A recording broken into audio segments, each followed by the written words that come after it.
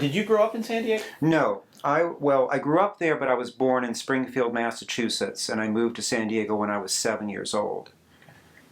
All right. So at 7, were you already involved in comics? Yes. I was a fan of comics. Okay. I think of at least several years. Probably like around age 5. Okay. I can remember very specifically the early comics that I discovered and what I was partial to. I think I was drawn more to Marvel than to DC comics when I was that age. I think even then I discerned a difference between them, not so much the artwork as the tone of the stories. And I was attracted to that. I can remember the first issue of Spider-Man I bought. It was 20. I can remember looking inside the comics and seeing the ads for the other comics that Marvel would advertise. And I remember there was a cover of like the Spider-Man Annual #1, and it showed he was fighting about 6 different villains, and one of them was Dr. Octopus. And Dr. Octopus's arms were coming from every which way, and I couldn't tell if each villain had one spare mechanical arm or not. You know, I can remember this. It made such an impression on me. So you were always drawn to the superheroes? Or? Yes, yes. That seemed to be what was happening at that time. I'm trying to think if I read other types. No, it was superheroes, pretty much, when I was that age. Okay. So what year are we talking? We're talking around 1963 or 4. Okay, then that's when you're here in San Diego. So. I moved to San Diego with my mom in 1965 in May. Okay. Yeah. All right. So did you immediately have friends that were into comics? Were you trading? No. Over the years before the Comic-Con, I did meet other kids my age who liked comics. But I was more into it than they were, probably, with the exception of maybe 1 or 2. But we didn't get old comics. We would buy new comics and keep them. But we had no means. I never bought comics from dealers through the mail. There weren't many of them in those days. I didn't know any comics dealers, so it was strictly getting them at the newsstand, reading them, talking about them, and at the supermarket, they still have this. They have these individual plastic bags that you go to the produce section and put lettuce in. I would use those to store the comics in, but I wouldn't store them individually. I'd store them like a stack of 10. And that was the closest I could come to an archiving ability. But I was careful not to fold them or mangle them. I was, within that parameter, I was pretty neat with them. What did your mom think of that? She was pretty, she bought them for me. So yeah, I mean, we didn't have a lot of money, and there were some times when she wouldn't buy as many as I wanted, but pretty much she fed my habit. And she read them to me at first, before I could really feel comfortable reading on my own. All right. So you're collecting them. I mean, obviously you're keeping stacks of 10 and putting them together. Did you have other interests? Sci-fi's books. We've heard that from some of your... A bit. I read Famous Monsters of Filmland magazine. I bought the Aurora model kits. Not only the monsters, but I liked the weirdo model kits, which are like monsters driving hot rods. I thought that was pretty great. I didn't really read science fiction like paperback form or something, although I can remember my mom reading me Dracula, and she read me some science fiction. But it was more the visual, I think, than like a print book. And I drew incessantly, too, and that was kind of an outgrowth of that. Not very well, but I was inspired to draw. So you were drawing from the comics? Yeah, I was making up my own stories. I wasn't copying the superheroes. I was just sort of making up my own things to draw. You mentioned the monsters driving hot rods. Were you a Big Daddy Roth fan? Yeah. Oh, yes, I did like that. And I'm trying to think of the Hawk was a model company, and as I said, the Weirdos. So yes, I liked those as just fantasy creations. Well, it seems that around this time there were some overlapping interests that kind of fed in. So as you're getting a little bit older, you're meeting people maybe from your film interest group and at the sci-fi bookstore, as well as some other kids who meet comics, and building a group of friends around yourself. Is that, are you looking back now, do you see that happening? Not until the group that started the San Diego Comic-Con. I think that most of my friends were just comic book fans. I don't know if I shared my interest in monster models with anybody, actually. I wasn't a kid with a lot of friends. I always had a few. but not a huge circle. And that changed when, I became involved with the comic convention, really. That opened me up to all kinds of things I didn't even know existed, actually.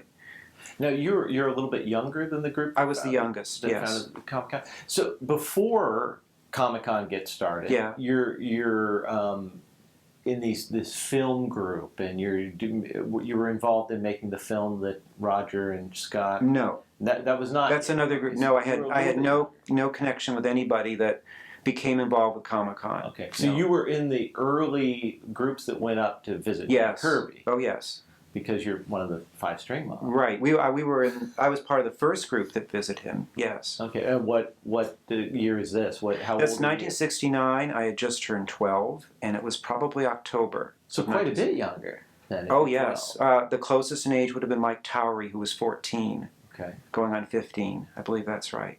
And your mom's sending you off in a car with Shel Dorf? She went with us. She went with us, actually. She went up on the first Kirby trip. Yeah, okay. She's in one of the photos that came out of that. Oh, okay. Your mom drove you? Or? No, they rented a van, and we all went up together. So she was very supportive. She was. She didn't have an interest on her own? Or? Not really, but she was a writer herself. She wrote for, True Confession magazines, and she wanted to write a novel, and she liked creativity.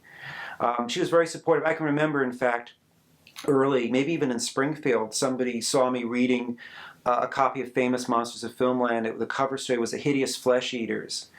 And somebody said, "Do you really want your kid reading that stuff?" And she said, "Oh, it's okay. It's okay." So she was really tolerant of that. Well, she liked horror stories anyway, so there was some basis for understanding there. Were you part of the group that went to visit Forey at the... At least one time, yes. We did go visit Forey. Okay. We went to the Acker Mansion, yeah. And that must have been something that you were very interested in. Oh, I thought that was pretty amazing, like seeing the one of the dinosaurs from Lost World and other stuff. Yes, I remember being impressed by that. Now, this is, as you guys are going on these field trips and going, you're getting a tighter group of people with a common interest. But you're a bit younger. Was that... Did it ever carry over into your school life when you're coming back and talking to people in your class? I went to the Acker Mansion. Yes. I mean, did any of these people kind of... Some did, yes. I was a friend named Brian Smith who didn't have much of an active role, but who came to a lot of the meetings. Another friend named Rick Warren who was there. And through Brian, this fellow you're going to interview later, Igor Goldkind, who was a little younger than I was. He came in around 73, 74. So I did bring in friends, some. Yeah. Well, it's interesting to me, and this is something that I've mentioned to some of the others, is that not only were you guys interested in the comic books, in the actual product that was being presented, but you wanted to meet the creators. You wanted to see who was behind these projects. Why do you think that was? Why did you think you guys made that leap, and while so many didn't? Well, I don't know why. I don't know if everybody had the opportunity. We were incredibly lucky to do this, but I think that I wanted to be a creative person myself, and I think I didn't know in what way, but I wanted to, and the idea of meeting a creator of something I love so much meant a tremendous amount to me. It was really unbelievable to do it. Who do you think sort of pushed in that direction, going up and going and seeing these people? That was Shel Dorf, because Shel knew Jack Kirby. He knew Ray Bradbury. He knew Forrest Ackerman. And he said, hey, you want to go see Jack Kirby? So he gets Kirby on the phone, and we talked to him. And he said, sure, boys, come on up. And he arranged a trip, and we did it. So it was Shel for me, and for Mike and Richard Alf and a few others, that was the doorway to meet those people.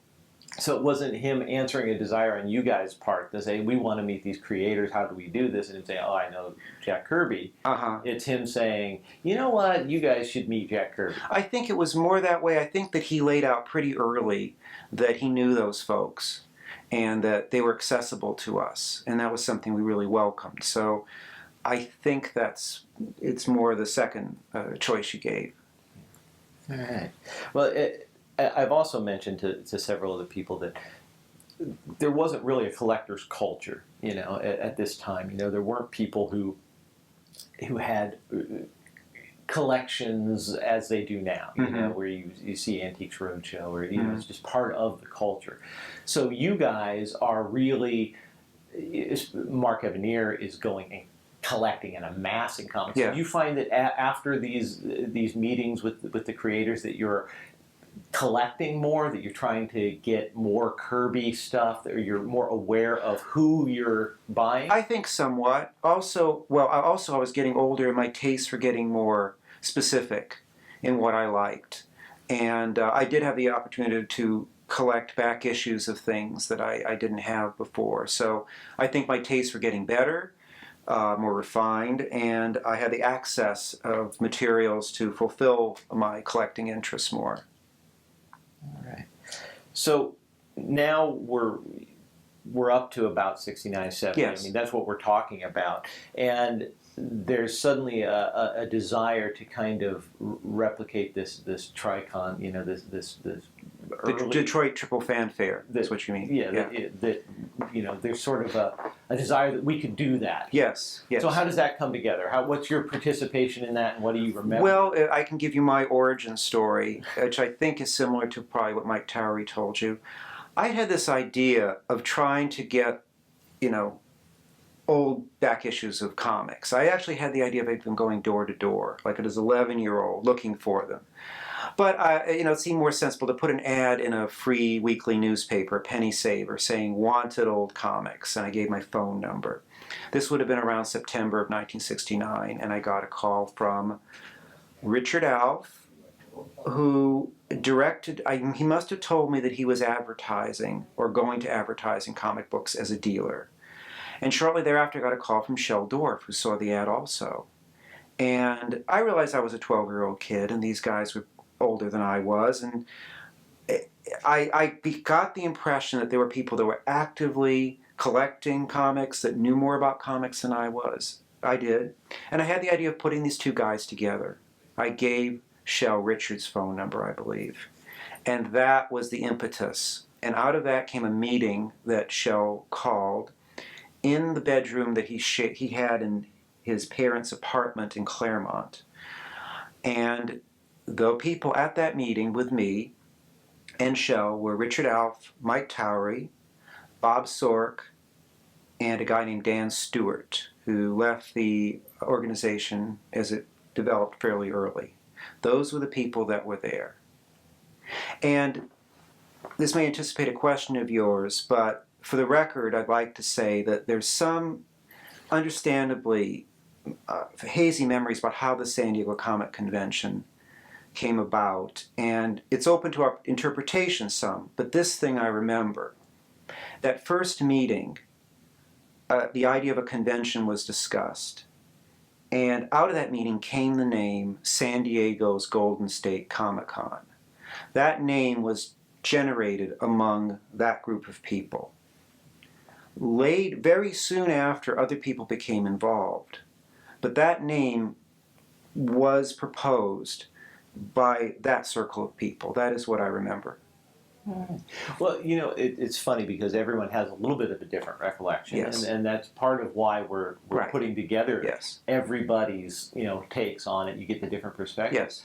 Yes. Roger mentioned, you know, that while you guys were very enthusiastic on what you were doing, what you were creating, you were not good record keepers. And then that is just, you know, some things you were just charging ahead, and you weren't keeping track of who said that, because it wasn't ever anticipated that it was going to be necessary to go back. And now these things are become important in retrospect that obviously that weren't before. Now, I love the historical time frame of this too, because obviously you just had Woodstock, where young people had put together a rock concert that made news, you know, that was something that was a cultural phenomenon created by your generation, you know, I mean, this generation of kids. Was there any sense that you guys could create something because those were the times? That's what you could do now to make your voice heard. You know, I would answer it this way. I think that people that were, say, the age of Richard Alf and Bob Sork, like 18, 19 years old, I think that generation was growing up loving comics and not giving them up as trash. They took them seriously. And in fact, Marvel Comics, and to some degree DC at that point, was aiming comics for a slightly older audience.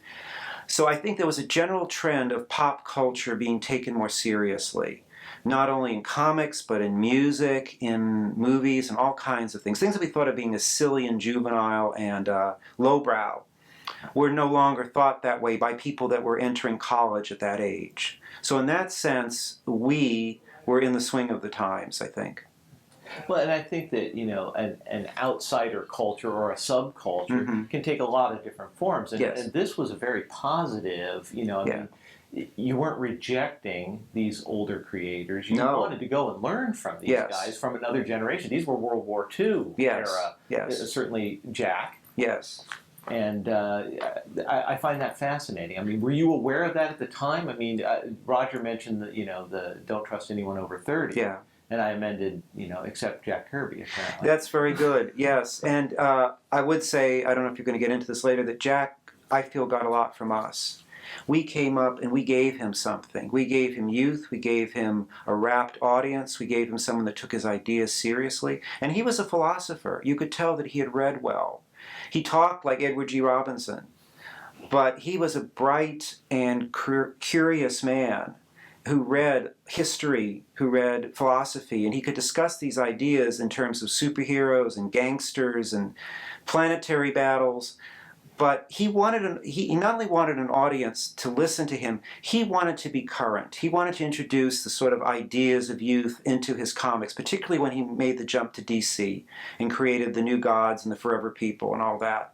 So I really do feel that we gave him something, and he gave us a tremendous amount. I could never estimate how much he gave us. Well, and that's also something that I mentioned to Roger. Did he think that he was mining you guys for a little bit of the youth culture? Obviously, the Forever People.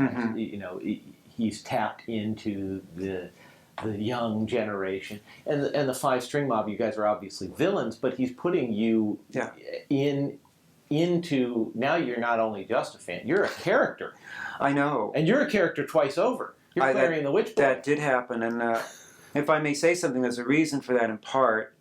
Not only was I skinny and had kind of an angular face, but I was growing my hair a bit long, and I wouldn't always wash it, so I would get horns.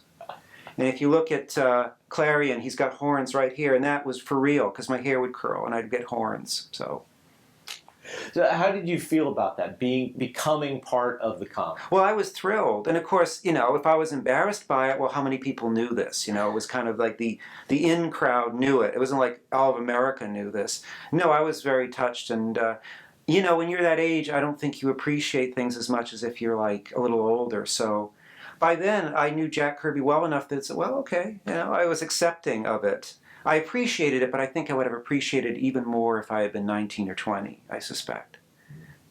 Well, as a group of outsiders who are bringing together their interests in sci-fi and film and other things, it sounds like you were more focused on the comic book aspect of Yes, I was. But one thing that I was introduced to that I had no knowledge of pretty much was underground comics, which had a tremendous influence on me, particularly Robert Crumb.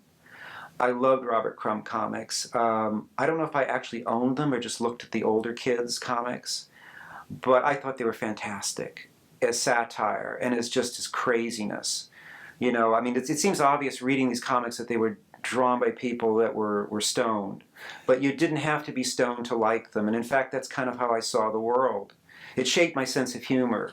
So I would put underground comics in a different category from superhero comics. They appealed to something else, and they definitely appealed to me. How early did you get? I mean, were you right at the beginning of underground? Well, I saw Zap Comics pretty early after meeting the other guys. This is 1969. I think the first Zap Comics came out in '68.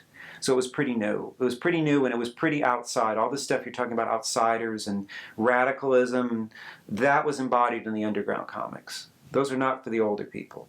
Yeah. So did you, Scott and Roger, started doing some work in undergrounds. Did you ever do anything with that? I actually did. Well, I did write a script, a story for an underground that Scott put out called Fear and Laughter. And it was dedicated to Hunter S. Thompson, Dr. Hunter S. Thompson, because we were all Hunter S. Thompson freaks. And so I wrote a couple of stories that Dave Stevens did one, and Scott did one that Dave inked. And have you done him yet? Have you interviewed Scott yet? Yes, Scott was. He didn't bring up Fear and Laughter? He did not. Okay, well I don't think he thinks that much of that comic now, but it was a really fun thing to do. So that's the closest I came to really doing underground stuff, was because Scott invited me to do it. I did that with him. Okay. And that was probably 76 or 77. So did you you didn't have a desire beyond that, or you just felt? No, I wanted to. I had some hopes of writing for comic books, but I didn't really pursue that seriously. I wasn't quite old enough, and by the time I got older, I got interested in other things. I did, however, plot an Iron Man that came out in maybe 75 that Mike Friedrich actually wrote, but I gave him the plot for it, and it was about Iron Man visiting the San Diego Comic-Con, because Mike used to come to it. And it actually said story or suggested by Barry Alfonso in it, and that was a big thrill. There actually is a comic book that has that. Okay. What year is that? 74 or 75. 74, 75. Yeah. All right, so let's back up a little bit to the first con. Okay. There's the mini con right before. Yes. Are you involved in that? Yes. Okay. Yes, in a minor capacity. And what is that minor capacity? Probably just doing gophering work or something. I mean, I was 12, and I didn't really have a really meaningful function beyond incidental gophering until around 73, when I was old enough to do publicity. But I was there. I helped out, but I was the young kid. So did you feel that there was an energy building to do something larger right then? Yes, I never conceived of the comic convention going away. And in fact, in hindsight, I remember that the 72 convention was very shaky.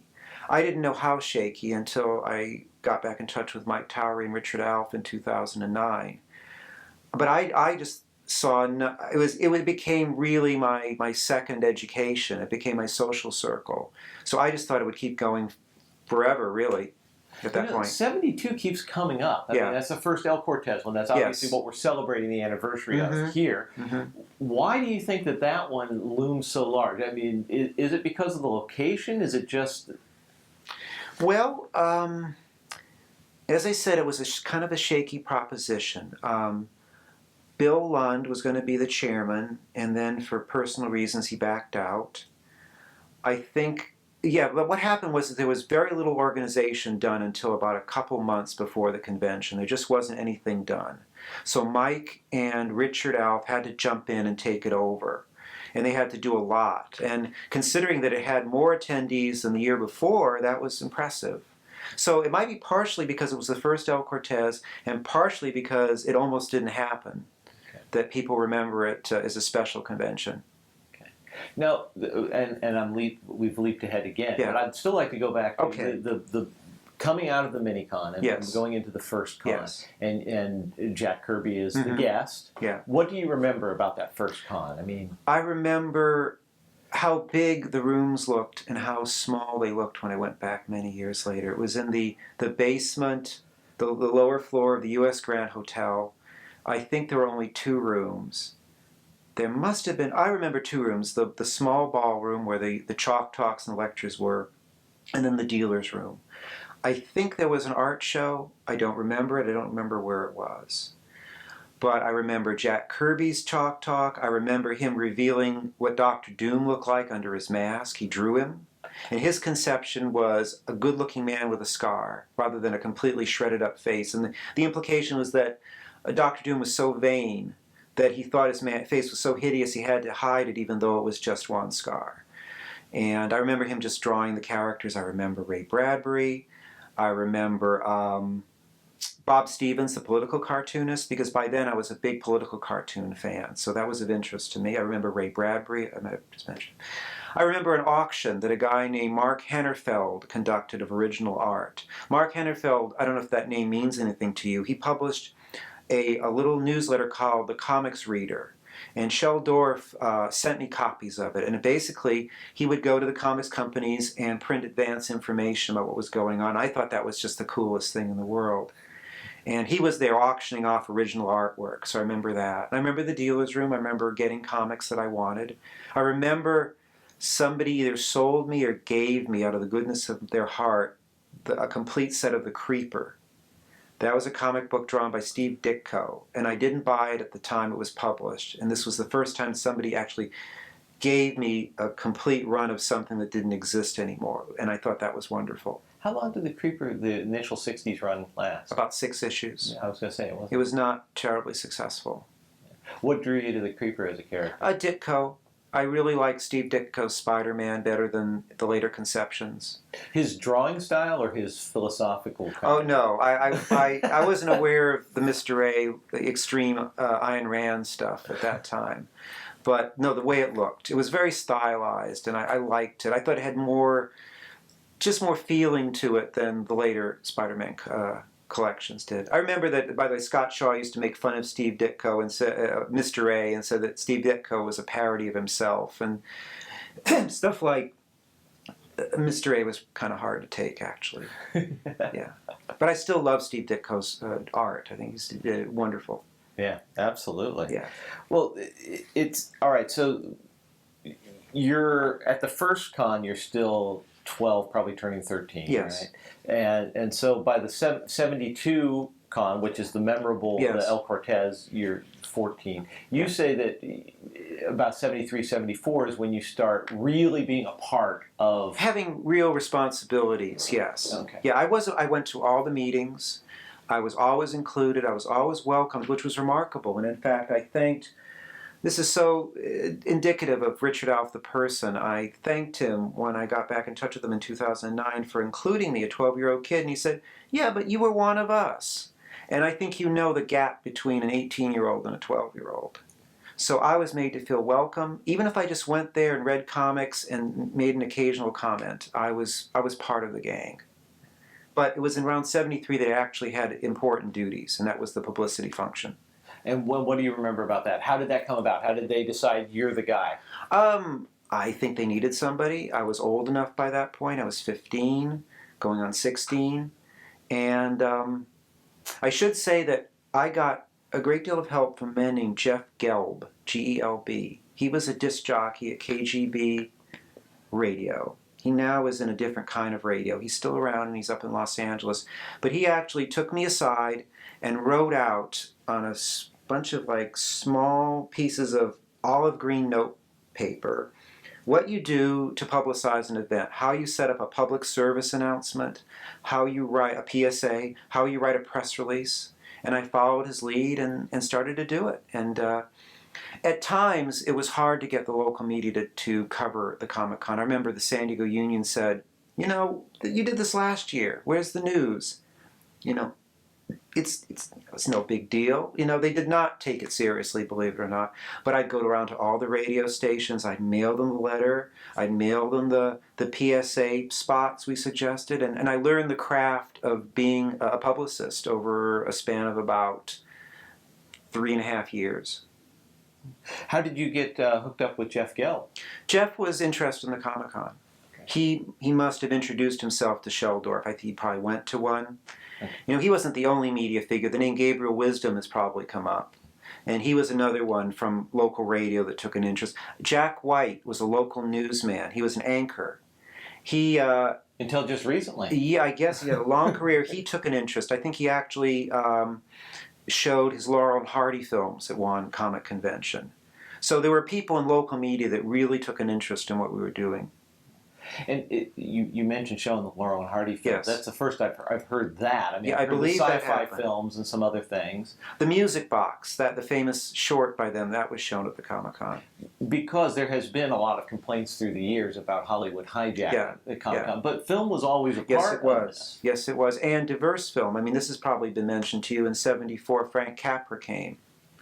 Other people that you couldn't say were from the science fiction or horror film. It was really an open door policy at that time, and people from different idioms of film did come.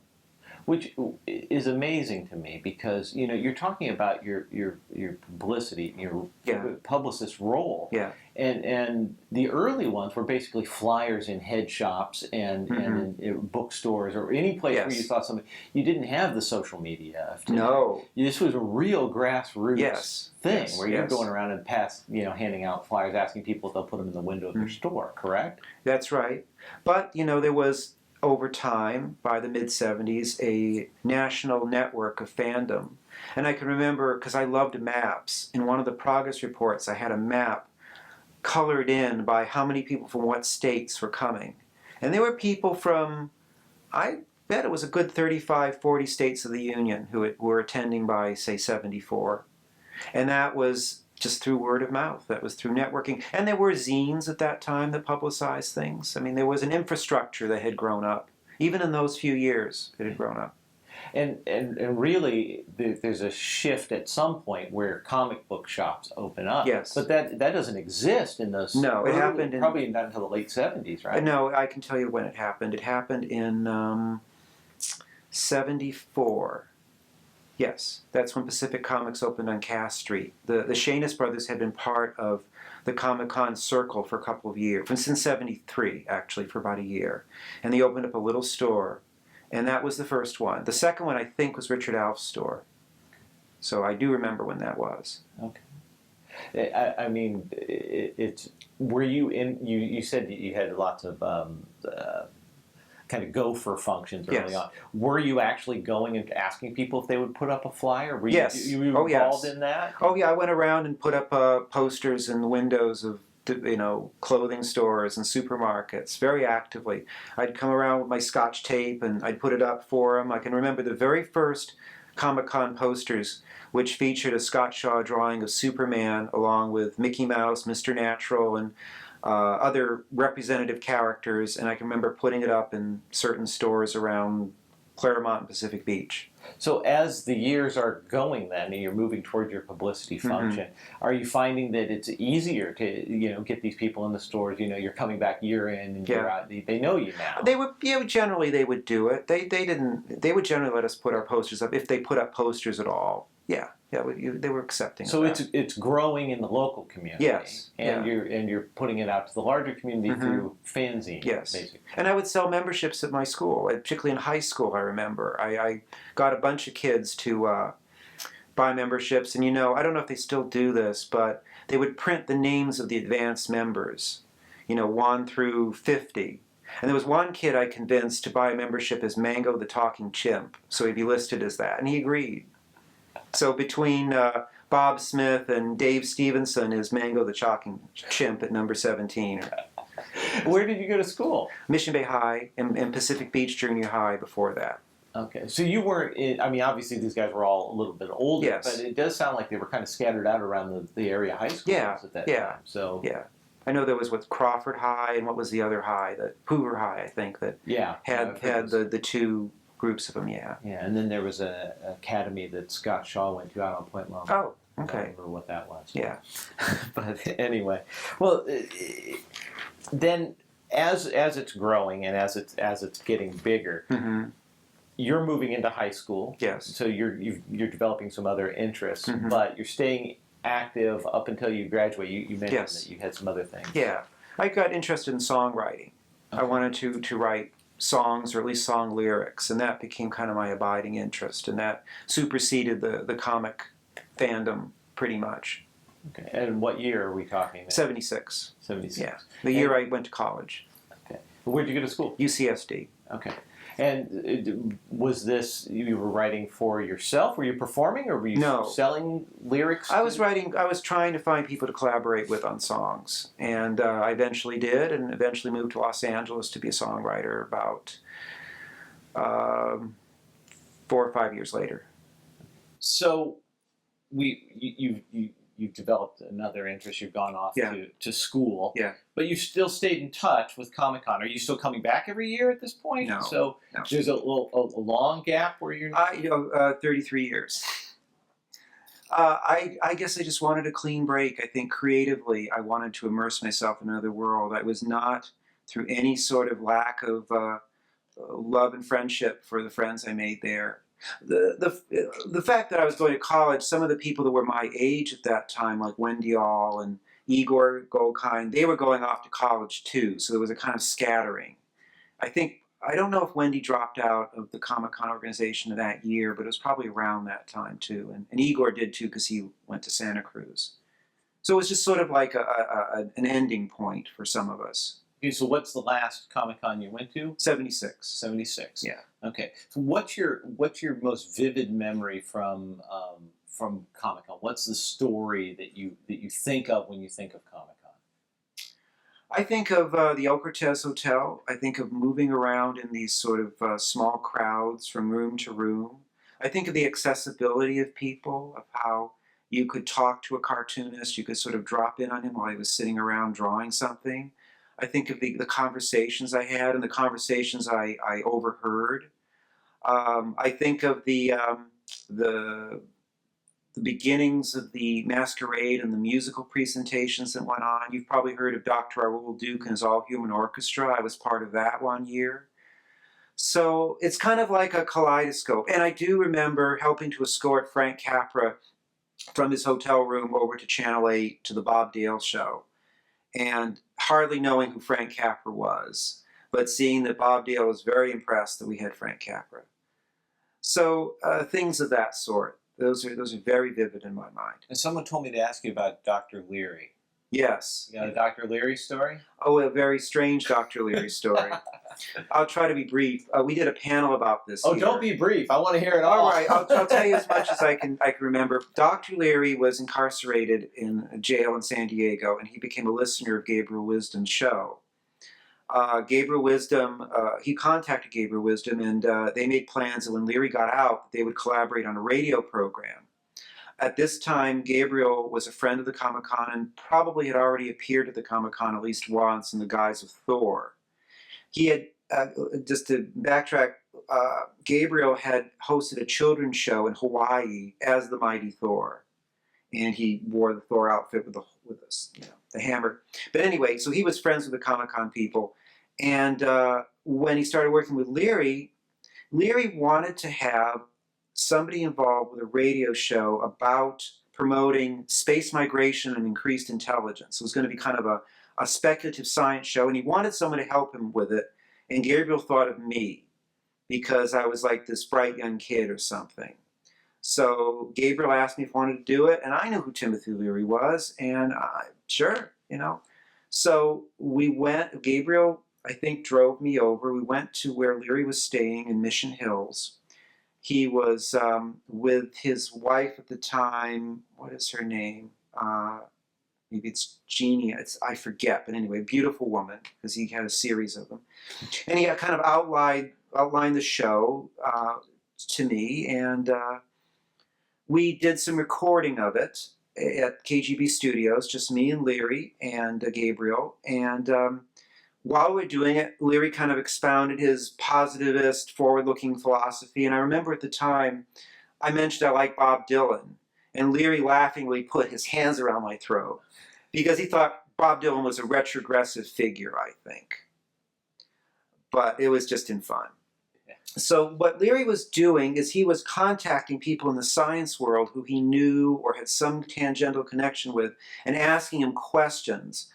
But my role was that I was some kind of contact point with outer space, and I was supposed to tell Leary what to say. So he gets Carl Sagan on the PA on the a speakerphone in the studio, and he's kind of outlining what he wants to do. And Sagan is a little dubious about this.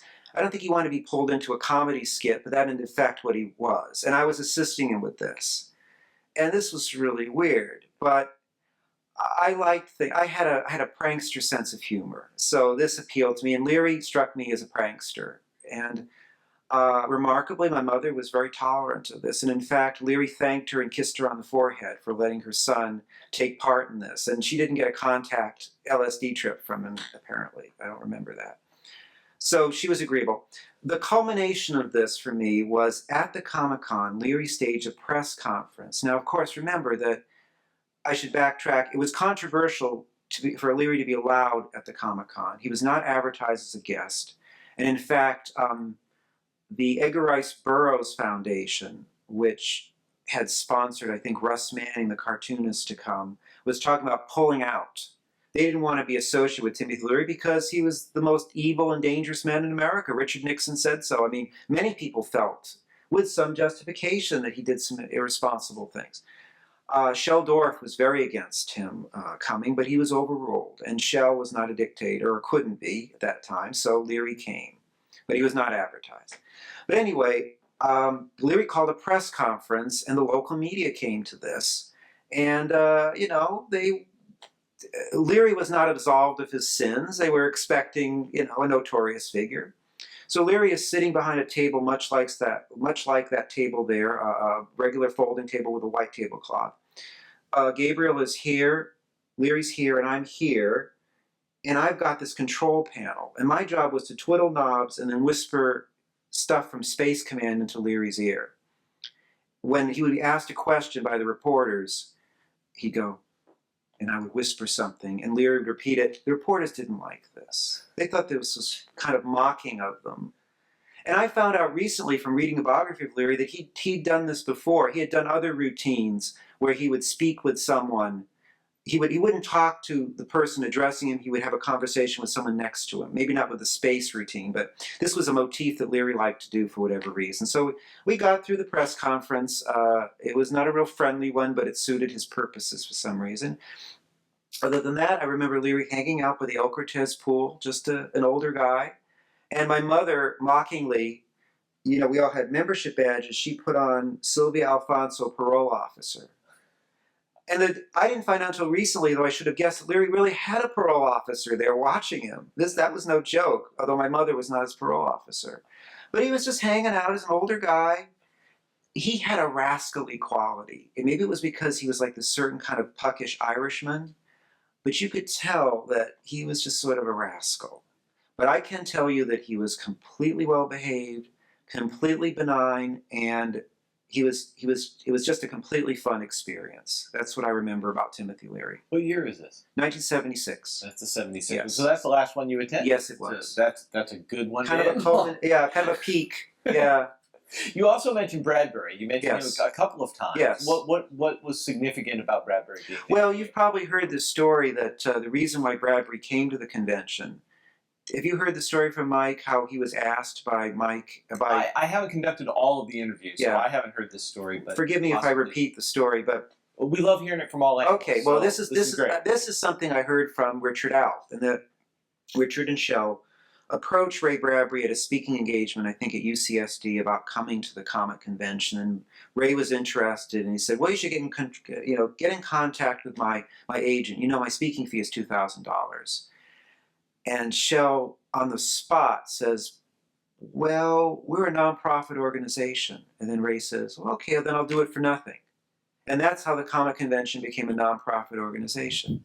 It was completely improvised. And that's how Ray agreed to come to the first one.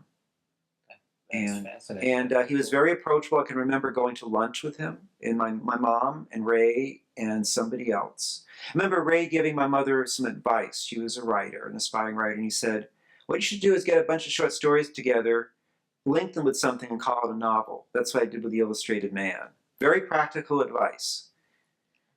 He was like that. He was not a highfalutin guy, as I remember. He was very accessible and very giving. So it sounds like you're an only child. Yes, I am. And your mom's attending the Comic-Con with you? Yeah. So from the earliest to 76, Yes. she's at all of them? I think she liked watching out for me, but she enjoyed them too, yes. Okay. Yeah. So she participated in the programming? She No, saw no, she was just a mom, just Okay. there. Yeah. Did she see the Timothy Leary? Press conference? I don't think so. I don't remember that. I don't think Leary would have minded. But no, I don't think she was there for that, no.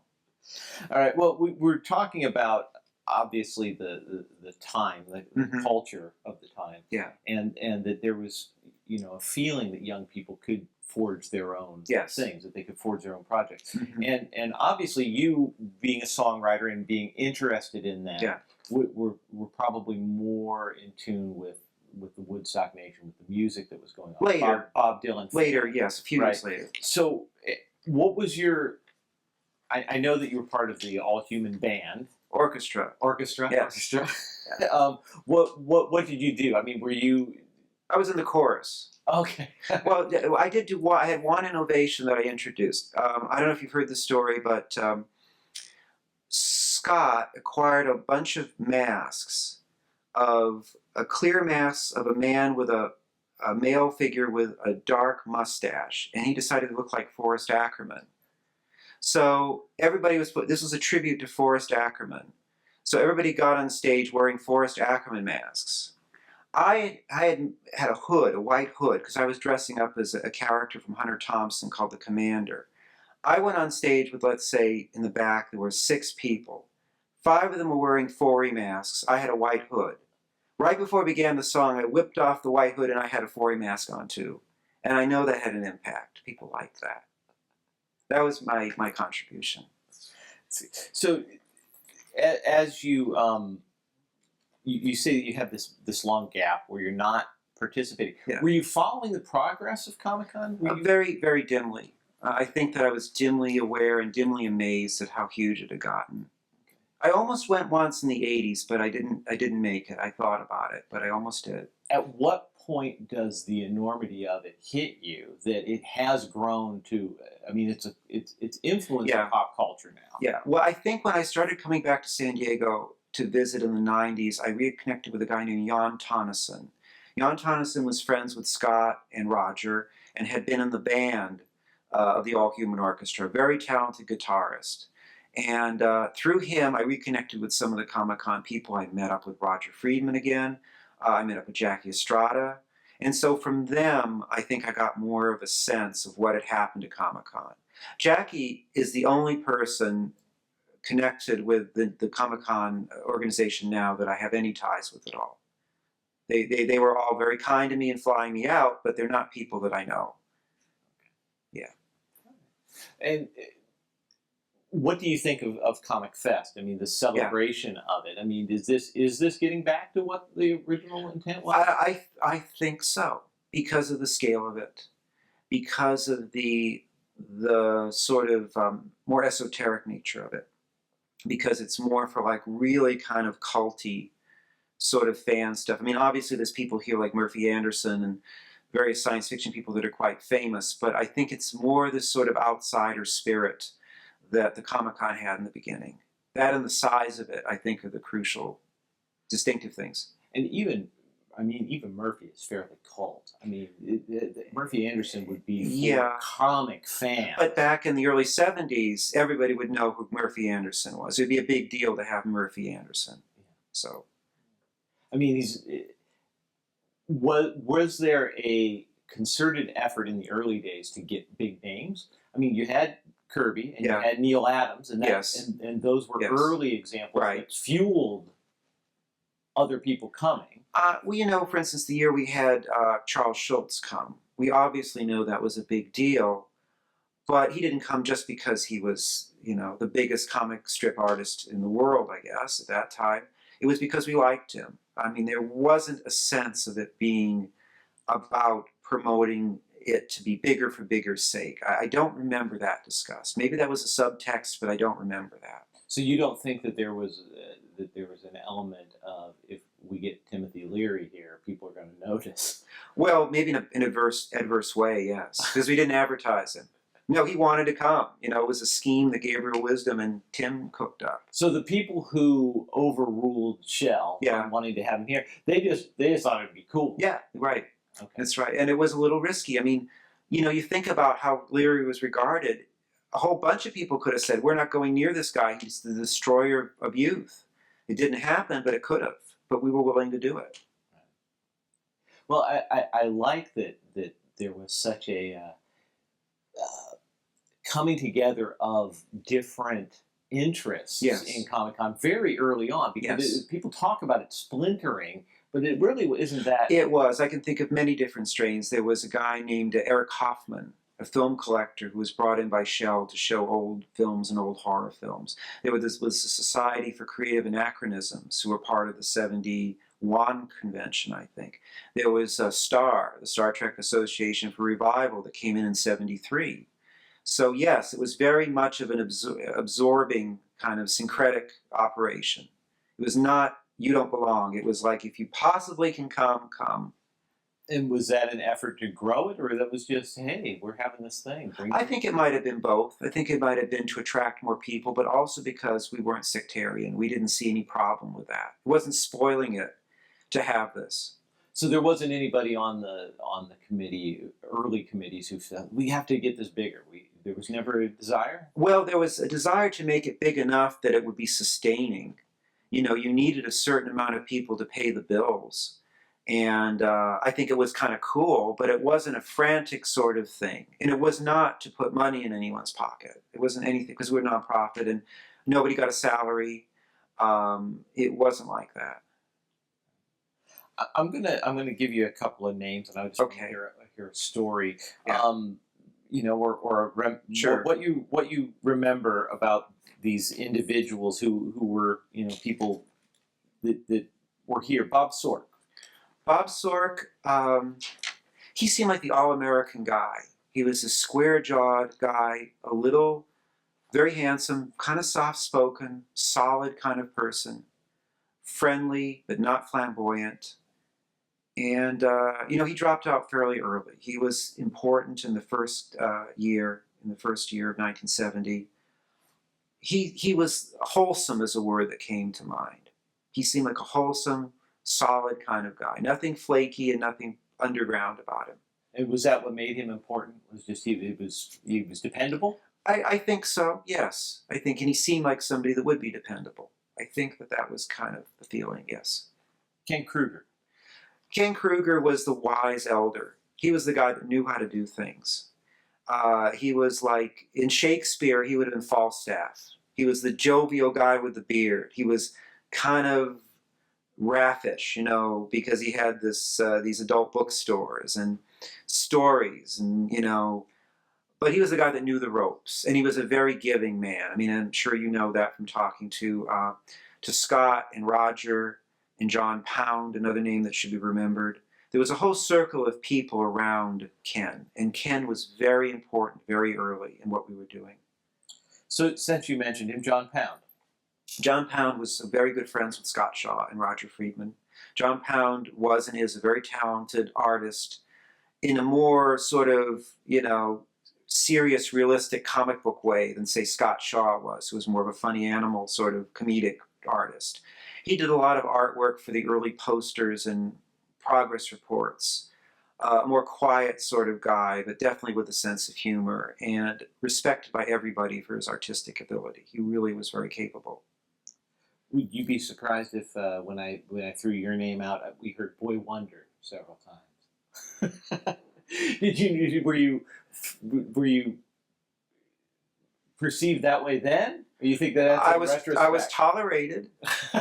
You know, I mean, that's I think is miraculous. I was 12 and they were 17, 18, 19, so it was, you know, miraculous. So what do you think those guys saw in you to say that? I think they respected my intensity of interest. I was really intensely in love with comics and knew them. I was into the minutia.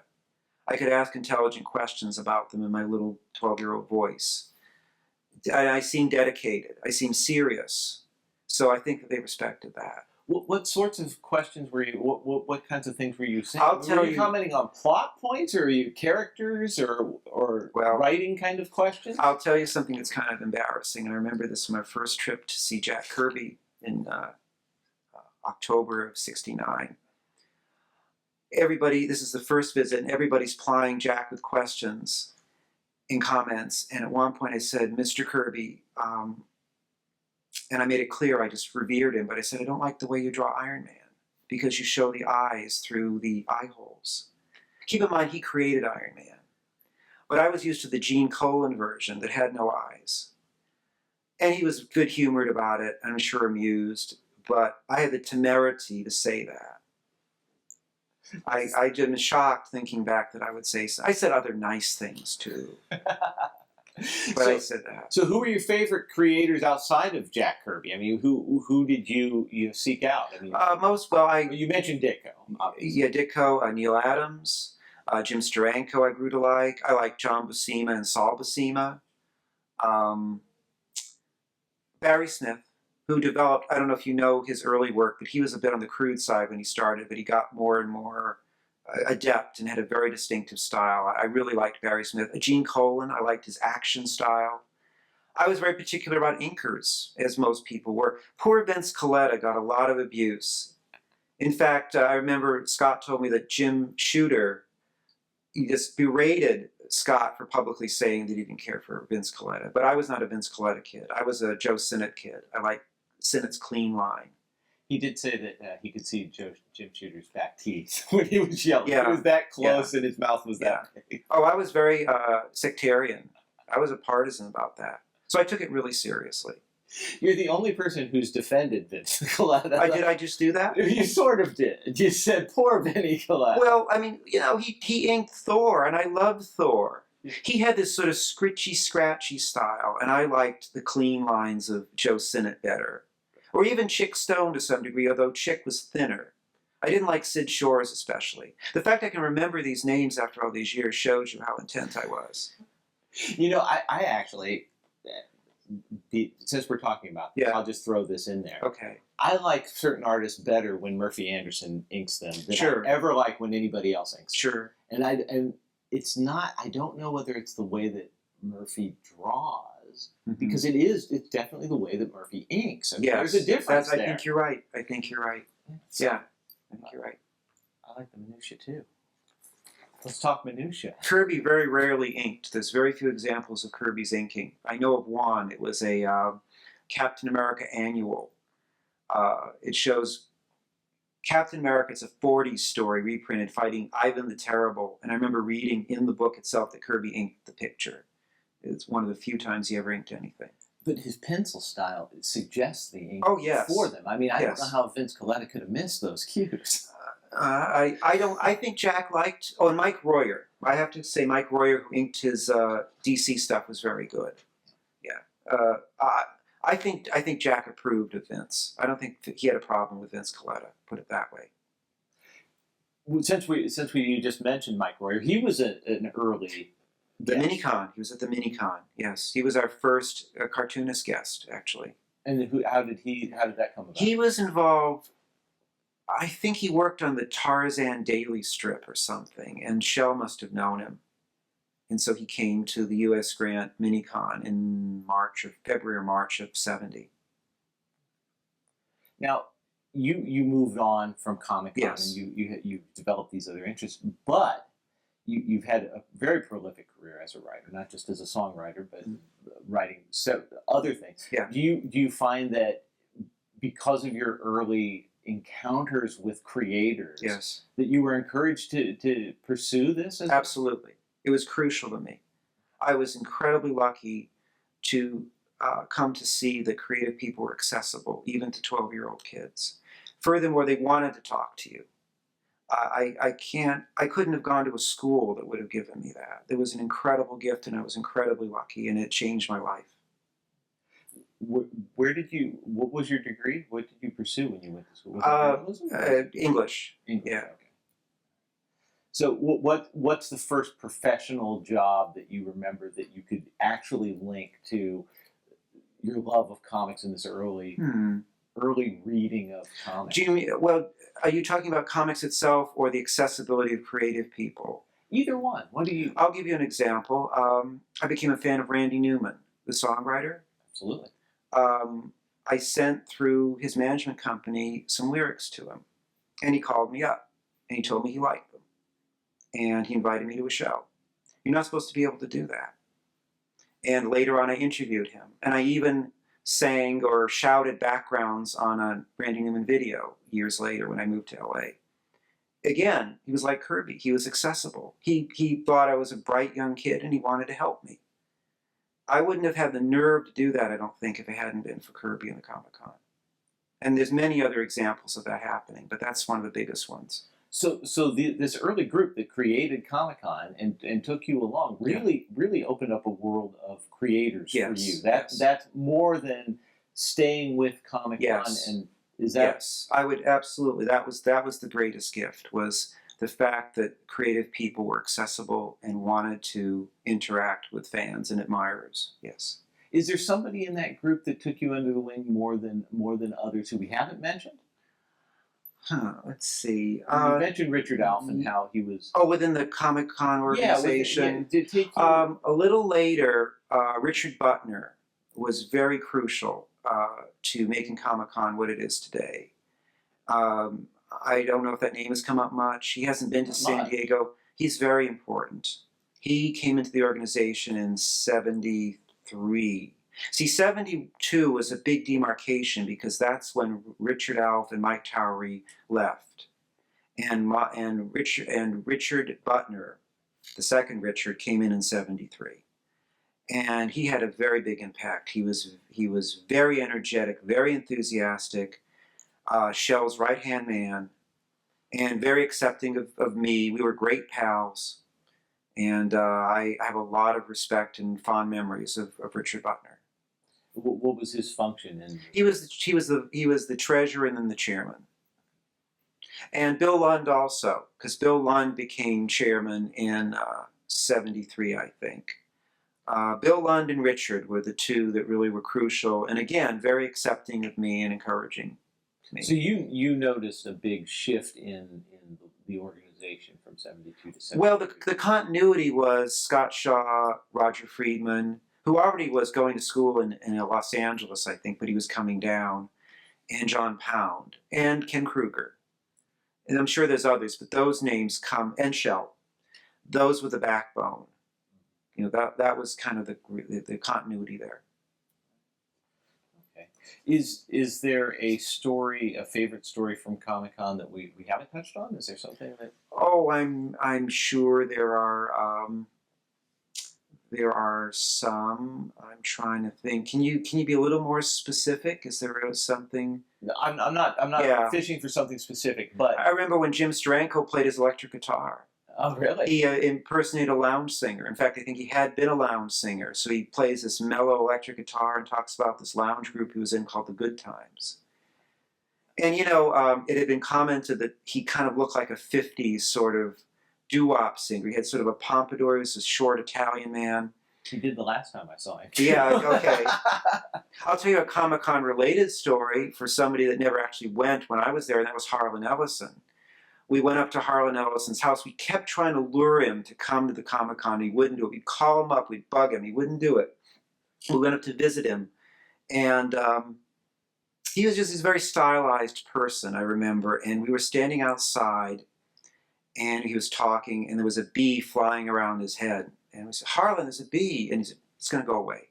So he stands there with a pipe in his mouth. You know, I'll get through this. And he would not give any quarter to the bee. The bee insisted on buzzing around his head, and damn it, Harlan wasn't going to move an inch. And it's just, he had a kind of a tough guy persona in a certain way, I remember. I'm sorry he didn't come to the con when I was there. One name that should be mentioned who was a good friend of the con, a good friend to us, was Theodore Sturgeon, the science fiction writer. I actually started a fanzine in 1975 called Mysticographil, which was a word that I made up. And I interviewed Theodore Sturgeon for it. And the way I did interviews in those days is I'd get a gang of people to take me up to someone, and we'd all ask questions, and I'd print the transcripts. And that's what we did with Theodore. And he was really great, very giving man, kind of like a wise elder again. You know, it's fascinating to me as I'm talking to you guys, and mm-hmm. You're probably going, I don't know if you've ever thought about it in this way, but I know your interest lies with the Beats, and certainly a group of people who created cultural change. Mm-hmm. You guys really did, and I don't think it's until very recently that you seem to really see that there was a group of like-minded people who really created cultural change. I mean, the fact that people outside of this cult know what Comic-Con is, and that those men, it can be mentioned in the popular media. Yes. On an episode of The Big Bang Theory, and that joke doesn't need to be explained is extraordinary. It is. Did you ever imagine that they would get to that point? I don't. You know, there's a story that Jack Kirby said, you know, pretty soon Hollywood is going to come to Comic-Con for ideas and to be able to sell their products. And we, you know, the story is Mark Evanier tells us that he's dismissed it, but Jack saw this happening. I think it was a confluence of a lot of things. Not only was it the faithfulness and the dedication of the Comic-Con people in the 70s, but it was the change in technology, too. The real demarcation point I remember was Star Wars. The whole game changed when Star Wars came out, when fantasy films could be done that didn't look ridiculous, that looked heroic. And then Close Encounters, and on, and the Superman remake with Christopher Reeve. And so it became possible to make these movies that were serious looking. And that was important, too. So we were encouragers of this, but we were also keepers of the flame. We kept the flame alive when it was not a big business to be into comic books, when it was a subculture. You know, we had the faith and made it possible for it to take off later. How we individually made it take off, I'm not sure. I certainly didn't. But we prepared the launching pad, at the very least. We did that. 76 is the last con that you're at. That's the con that Star Wars... Right. They're here. Yes. They come here. Yes. Were you aware of it at that point? We were, but I don't think we realized what would happen with it. I didn't. We thought it was just a really, you know, a promising science fiction film. Because we'd premiered other science fiction films earlier, I think, that weren't really good and didn't become famous. The Golden Voyage of Sinbad, I think, was one. That's not a well-remembered film. That was 74. I mean, they were all just kind of, you know, feeble in some way, and Star Wars was not feeble. But I don't know, I didn't realize the impact that it would have at the time. And beyond the cultural impact, beyond the impact on the popular culture, the real economic impact on San Diego. Oh, yes. So this is really tied with the growth of the city. Between, say, 76 and 96, those 20 years, this is a different city. Yeah. And now people come here and spend money in San Diego for this experience. Well, I don't know if you've talked to the older people, and I don't mean to quote somebody, you know, but Mark Stadler tells me that it really didn't take off to the massive numbers until the late 90s. That they had like 25,000 people in, I think it was that number, like 92, and they were amazed at that. And that's nothing compared to now. So it was a slow build. And I can tell you this, I don't think the Comic-Con was considered particularly important at all in the 70s by the Convention Visitors Bureau or anybody else. It was tolerated, it was okay, but it was just kind of geeky and fairly trivial, I think. Well, I mean, it certainly is the #1 tourist attraction now. More than the zoo? Well, I think as far as how the business, you know, the Visitors Bureau counts things. Yes. As far as you can directly count hotel rooms for people who come for Comic-Con, I think so. Yeah, I think it is certainly eclipsed the zoo. I mean, obviously you can't count everybody who comes to the zoo. It's amazing that San Diego and not Los Angeles got to do this. You know, you've probably heard the story that the reason why it was called San Diego's Golden State Comic-Con is that we didn't assume people would know where San Diego was. So we said Golden State, meaning California, you know. So it's just astonishing to me. You know, what can I say? And as this is blowing up, as this is becoming huge, in certainly 2002, 2003, when the numbers are just going through the roof, you didn't have a desire at that point to come back and see what this was? No, I think I was a little afraid of it, you know, being too overwhelming and too different. It's sort of like revisiting your childhood or something. I think I was a little intimidated by it. And it really wasn't an intimidating experience when I did go. So, and plus I don't especially like big crowds. I'm not a big crowd person. So I thought I might get crushed by the throng or something. I'll tell you something if I can insert this. My wife and I, when we were at San Diego Comic-Con International in 2009, one thing we enjoyed the most was there was a room about this size that had 20 people in it, and they were doing readings from little Lulu comics. that would have been nerdy even for the Comic-Con in 1970. And, you know, with little kids' voices and doing the characters, and we loved that. That was one of my favorite things at Comic-Con that year, to tell you the truth. So that tells you something about me.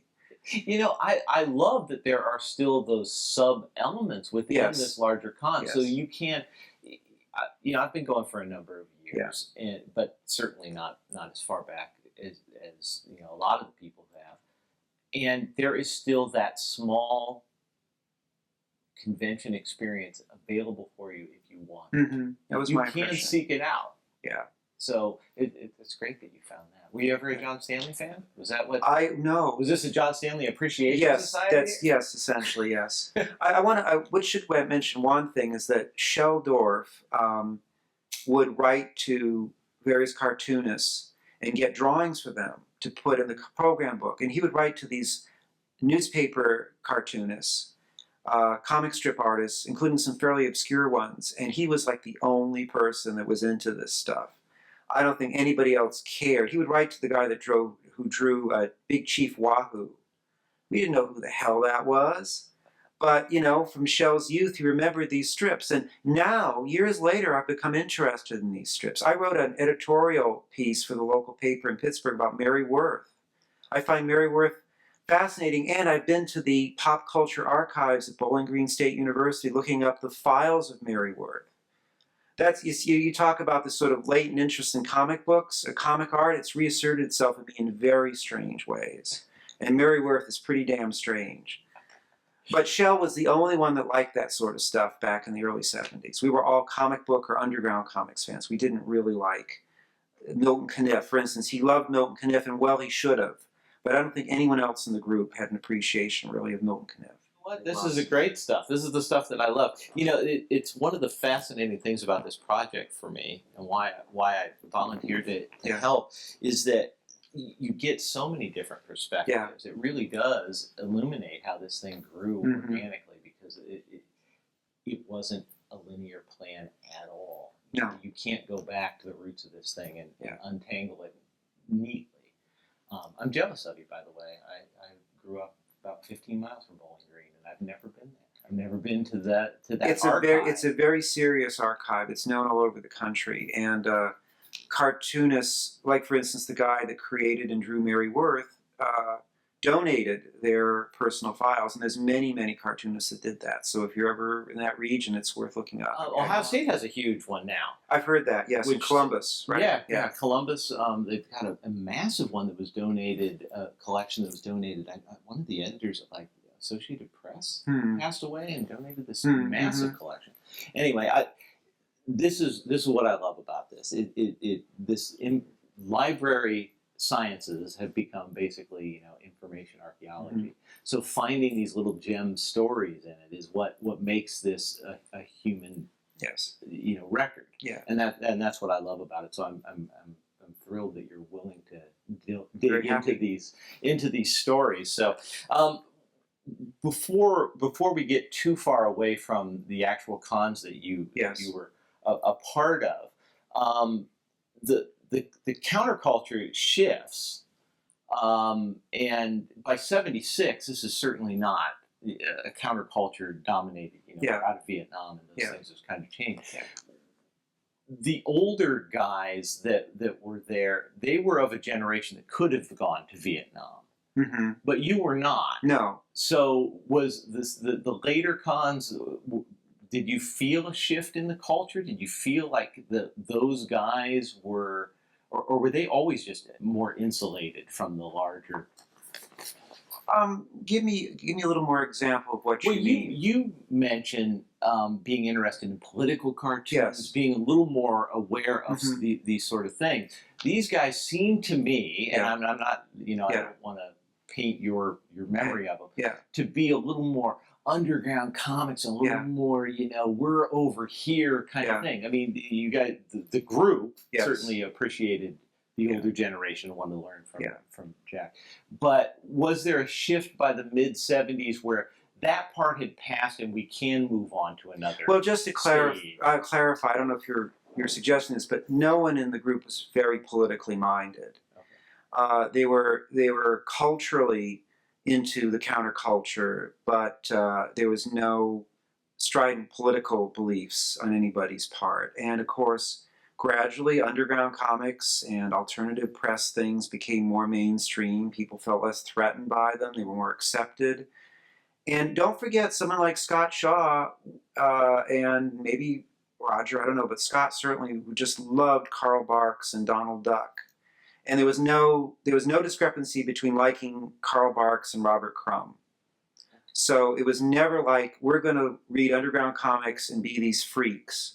It was, they, you know, we were all weird and odd in certain ways, but it wasn't like some kind of concerted revolutionary spirit or a breakaway spirit at all. It was just something that people liked as pop culture, and they picked and chose. Some of it was what you might consider mainstream or conservative, and some of it was radical and crazy, but it was all mixed together.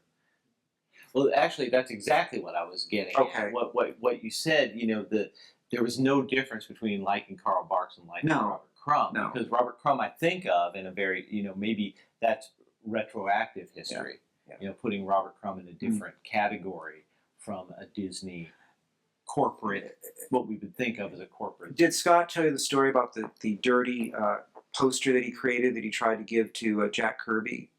He did. Okay. He didn't tell me that story. Someone else told me that story, but I don't know if it was part of this. Yeah, Go ahead and tell that story. Well, I don't want to. I can't take this poster. That's yeah, right. Because my wife would be offended, and but you see, everybody was a creator. We didn't have anybody that was so uptight enough that they'd say, "I'm never going to talk to you again. You're creating pornography." Jack Kirby, you know, it was okay. You know, he didn't want it in his house, but you know. Creative people tend to be a little... Describe what we're talking about, because I don't think we have it on. Before the superhero comics that Jack drew for Marvel, he drew monster comics with names like Groot and Timbu Ba and Fin Fang Foom and Colossus. And Scott drew a splash page, and a first page of a mock comic book in the Kirby style of the early 70s of a monster with a huge sex organ. And the monster is, the name of the page, or the monster is saying, "No man can beat me off." And it was, you know, done completely in the sort of drawn by Jack Kirby, inked by Dick Ayers style of 1960. And Scott was very proud of it, and he wanted Kirby to have it, and Kirby would not accept it because of, you know, his family.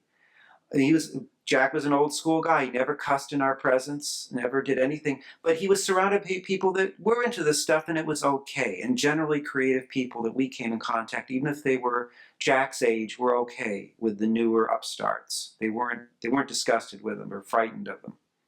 It seems to me, you know, you mentioned Scott's work in Undergrounds, and his seems very playful in the way that he's drawing a walking turd, or you know. He was the walking turd. He told you that, didn't yes, he? Yes, he did. Yes, he became the walking turd. He did tell us that. Yeah. And you know, drawing a huge penis on a monster in a comic book is very puerile. I mean, it's very intentionally. Like, it's on the bathroom wall kind of humor. You know, that's where it is. It's not political humor. No. It's not geared towards that kind of counterculture kind of idea. Right. But I think, like I said, retroactively, it seems like people would place Robert Crumb in a different category entirely. And do you think that that's a way that comics have been perceived differently? Like this is worthy of consideration on a different level than just something that's being produced under a corporate banner like Barks doing Disney? Well, Robert Crumb spoke for a very distinct constituency. First, he spoke for the heads and the hippies of the San Francisco area, and then, you know, the people of that sort as a whole. He spoke in that idiom. His humor was this sort of nonlinear, absurdist black humor that people of a certain stripe and probably people that use certain drugs appreciated.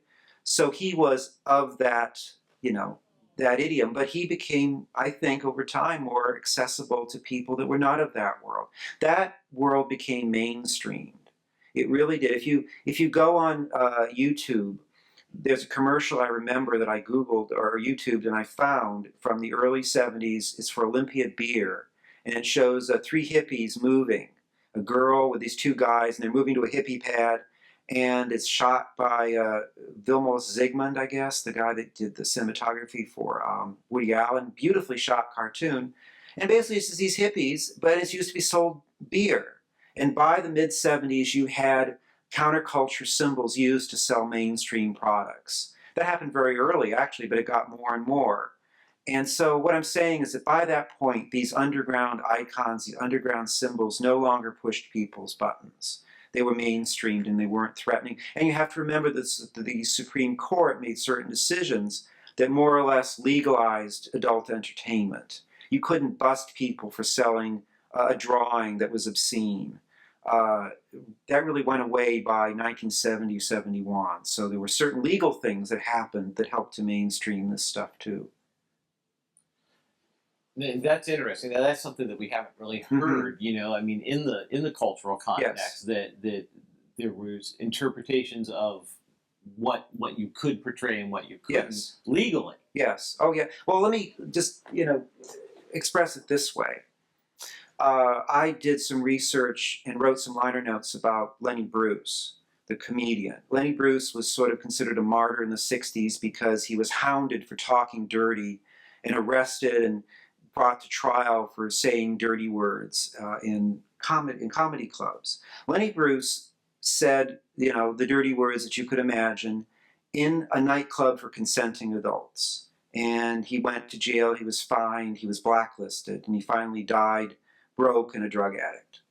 I remember in 1996 driving from where I lived in Nashville down to Mississippi and stopping in a little town by the Tennessee-Mississippi border. It was quiet, little town of Shiloh.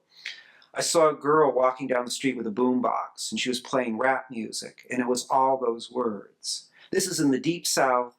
This is an underage kid carrying this boombox, blasting these words, and nobody cared. And we're talking 1966, the year Lenny died, and 1996, 30 years later, and there's the cultural change right there. Do you think that Comic-Con has contributed to a cultural change? Do you think that it has influenced the larger culture in a meaningful way? I bet it has in many ways. I mean, if for no other reason that it's brought people together, including creative people. People meet each other through Comic-Con. People collaborate. They find publishers. They get inspired to do things. So for that reason alone, it's just a meeting place, a grand meeting place. I'm sure that it's facilitated that. Well, it certainly changed the industry. Yes. Comic-Con of comic books, Yes. because we've seen, people complain about Hollywood taking over, but certainly now Hollywood money and making these movies out of these characters have fueled an interest beyond what the books could possibly hope to do. Yes. In this age. By the way, when you talk to Igor, ask him about his very important role in the British comic book industry in the 1980s, because he was there at the ground floor of that, and he worked with Neil Gaiman and Alan Moore and people of that kind, and he'll have some great stories for you. All right.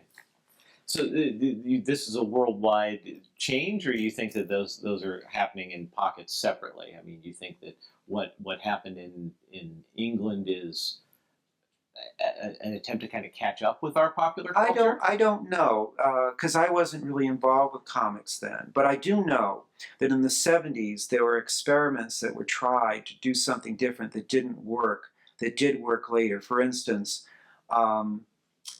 Marvel and DC published oversized magazines of comics. They published black and white stuff.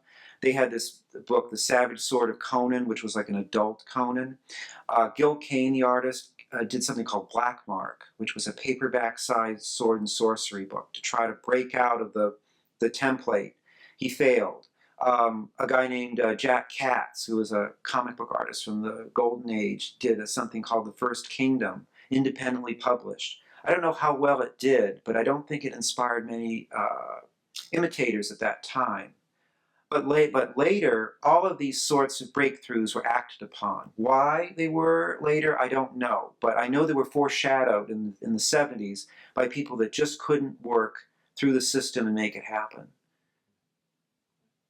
Is there anything else that I've left out? Anything about this that leaps to mind from those early Comic-Con days?